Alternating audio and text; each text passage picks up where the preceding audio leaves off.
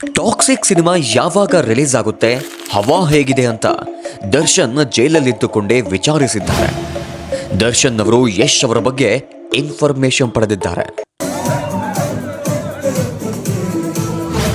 S, Darshan ಅವರ film industry ಮೇಲಿನ ಪ್ರೀತಿ ಎಂಥದ್ದು ಅಂತ ಆಲ್ಮೋಸ್ಟ್ ಎಲ್ಲರಿಗೂ ಕೂಡ ಗೊತ್ತಿರೋ ವಿಚಾರ. ಹೀಗೆ ಕೆಲ ದಿನಗಳ ಹಿಂದೆಯಷ್ಟೇ ನಟಿ ರಕ್ಷಿತಾ ಅವರು ದರ್ಶನ್ ಅವರನ್ನ ನೋಡೋದಿಕ್ಕೆ ಅಂತ ಪರಪ್ಪನ ಅಗ್ರಹಾರಕ್ಕೆ ಹೋಗಿದ್ರು. ಈ ವೇಳೆ ನಮ್ಮ ಕನ್ನಡ ಫಿಲ್ಮ್ ಇಂಡಸ್ಟ್ರಿ ಬಗ್ಗೆ ಮಾತುಕತೆ ನಡೆಯುತ್ತೆ.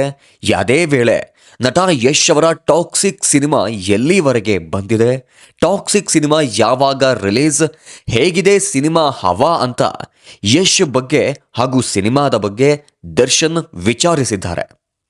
ಸದ್ಯದ ಮಟ್ಟಿಗೆ ದರ್ಶನ್ ಅವರನ್ನ ಯಾರೇ ನೋಡೋದಿಕ್ಕೆ ಹೋದರೂ ಸಿನಿಮಾ ರಂಗದ ಬಗ್ಗೆ ವಿಚಾರಿಸ್ತಾಲೇ ಇಡ್ತಾರೆ ಅನ್ನೋ ಮಾಹಿತಿ ಕೂಡ ಲಭ್ಯವಾಗಿದೆ.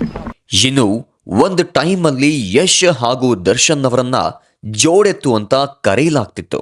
ಇದು ನಿಮ್ಗೆ ನೆನಪಿದ್ಯಾ? ಆಕ್ಚುಲಿ ಇವತ್ತು ನಾನು ಕಡಿಮೆ ಮಾತಾಡ್ತೀನಿ.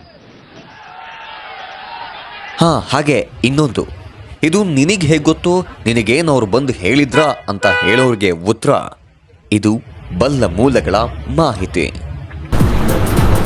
ಅಷ್ಟೇ.